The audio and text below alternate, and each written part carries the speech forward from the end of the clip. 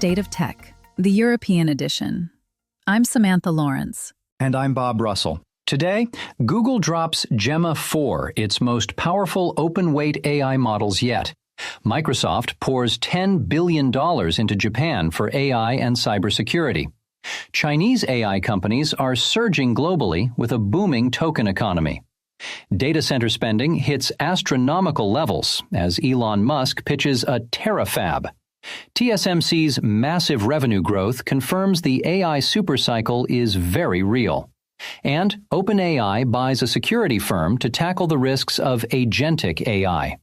Let's start with Google. So Google has officially launched Gemma 4, the newest generation of its open-weight AI models. And Bob, the key word here is open-weight. This isn't locked behind an API paywall.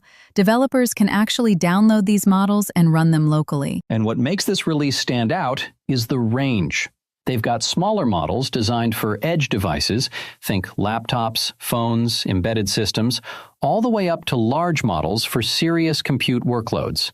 Google is calling it unprecedented intelligence per parameter, which is marketing speak, sure, but the benchmarks back it up. These models are built on the same research foundation as Gemini 3, their flagship proprietary system. So you're getting frontier-level reasoning and code generation in a package that doesn't require a massive server farm. NVIDIA jumped in immediately too.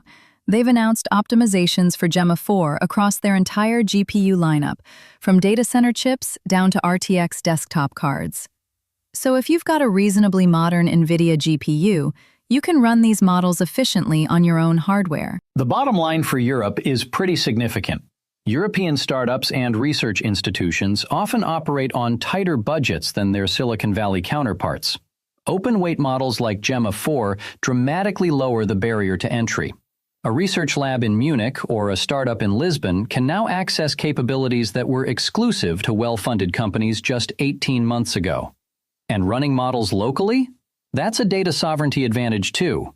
You keep your data on your own infrastructure, which aligns neatly with European privacy expectations. It also creates competitive pressure on proprietary model providers to justify their pricing. More options, more competition. That's healthy for everyone building AI products in Europe right now. Let's talk about Microsoft and Japan. Microsoft has announced a 1.6 trillion yen investment, roughly $10 billion to be spent between 2026 and 2029. The focus is AI infrastructure and cybersecurity cooperation with the Japanese government. And there's a workforce component too. Microsoft is committing to training 1 million engineers and developers in Japan by 2030. That's not a small number. This follows similar announcements they've made in Singapore and Thailand, so there's a clear pattern here. Microsoft is building a global web of AI infrastructure partnerships with national governments. What's interesting is the cybersecurity angle. This isn't just about Azure data centers. Microsoft is positioning itself as a strategic national security partner. They're offering AI infrastructure and cyber defense as a bundled package, essentially making themselves indispensable to government operations. And here's where Europeans should pay attention. When Microsoft builds out massive infrastructure in Japan and Southeast Asia, that strengthens the resilience and capacity of its global cloud network, which European businesses rely on heavily. But it also raises a question. Europe has been talking about digital sovereignty and building its own AI capacity for years now.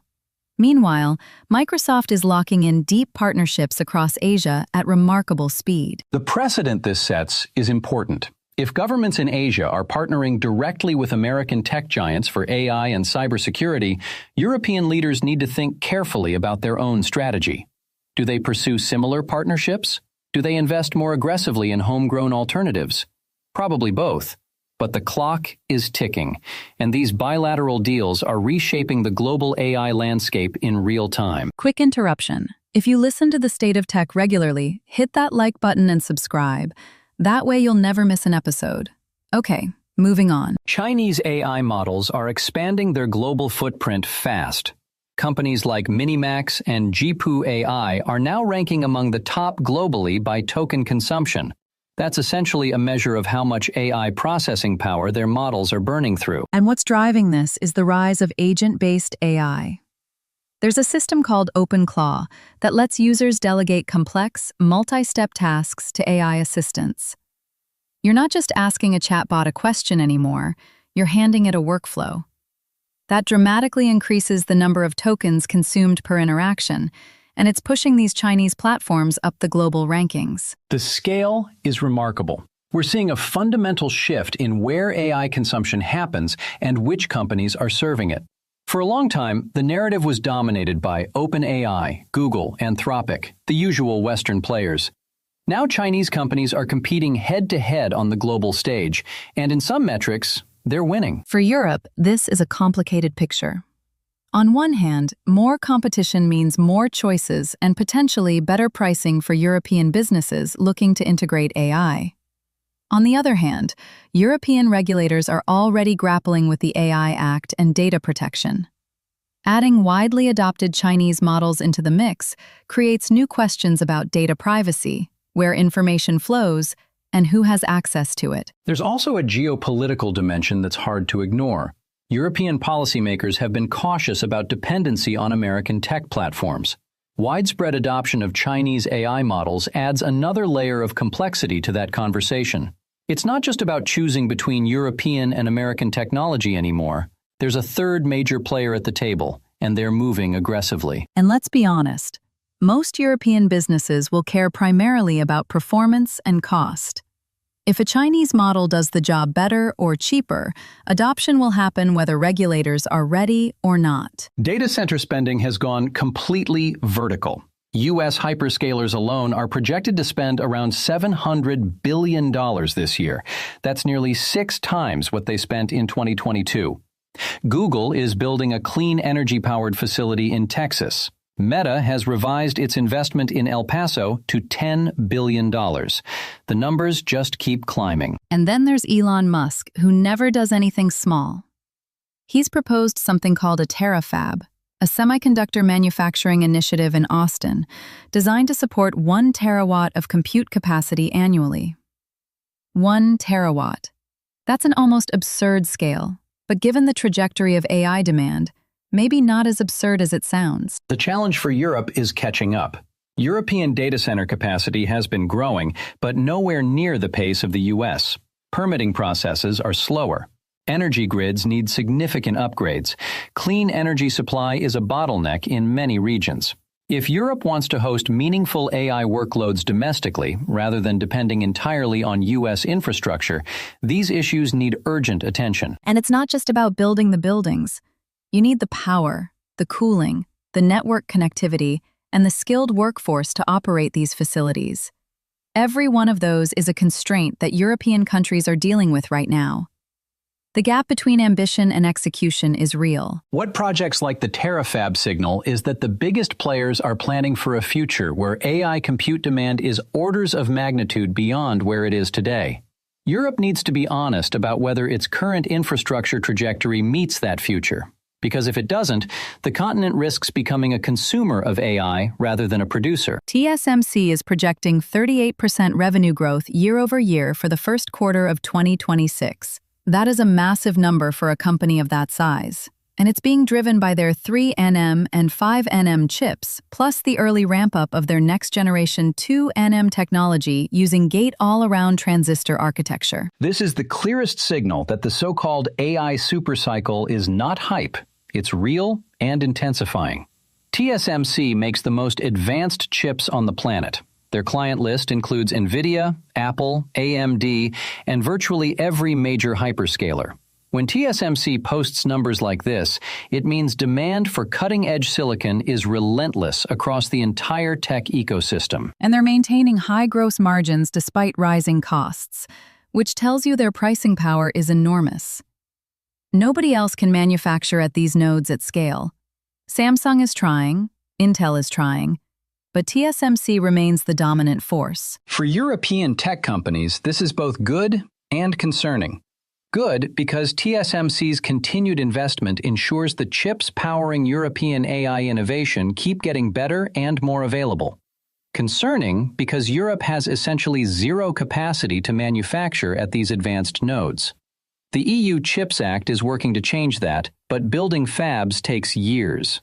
In the meantime, Europe's entire AI hardware supply chain runs through Taiwan, and that geopolitical concentration of risk hasn't gone away. It's one of those situations where the technology news is fantastic, but the strategic vulnerability is sobering. OpenAI has acquired PromptFu, a company that specializes in security testing for agentic AI systems. This is about finding and fixing vulnerabilities in AI that can autonomously execute complex, multi-step tasks. And this makes total sense when you think about where AI is heading. We just talked about agent-based systems driving the token economy. As these agents get more capable, booking flights, managing code deployments, handling financial transactions, the attack surface grows exponentially. A prompt injection vulnerability in a chatbot is annoying. A prompt injection in an AI agent managing your cloud infrastructure is catastrophic. PromptFu built tools specifically for identifying these kinds of risks. Bringing that expertise in-house means OpenAI can integrate security testing directly into its development pipeline rather than treating it as an afterthought. It's a signal that the industry is maturing. Security is no longer optional. It's foundational. The European angle here ties directly into the AI Act. European regulators have been ahead of the curve on demanding accountability and safety in AI systems. This acquisition validates that approach. If the biggest AI company in the world is buying security firms, it confirms that the risks Europe has been legislating around are very real. And as European businesses adopt more agentic AI tools, from customer service to supply chain management, they'll need assurance that these systems are secure. Expect European demand for AI security auditing and certification to grow significantly. This could actually become a competitive niche for European cybersecurity firms who understand both the technology and the regulatory landscape. Today we covered Google's Gemma 4 open-weight launch, Microsoft's $10 billion Japan investment, the global rise of Chinese AI models, skyrocketing data center spending, and Musk's Terafab, TSMC's blockbuster revenue growth, and OpenAI's move into AI security with the PromptFu acquisition. Want to know more or react?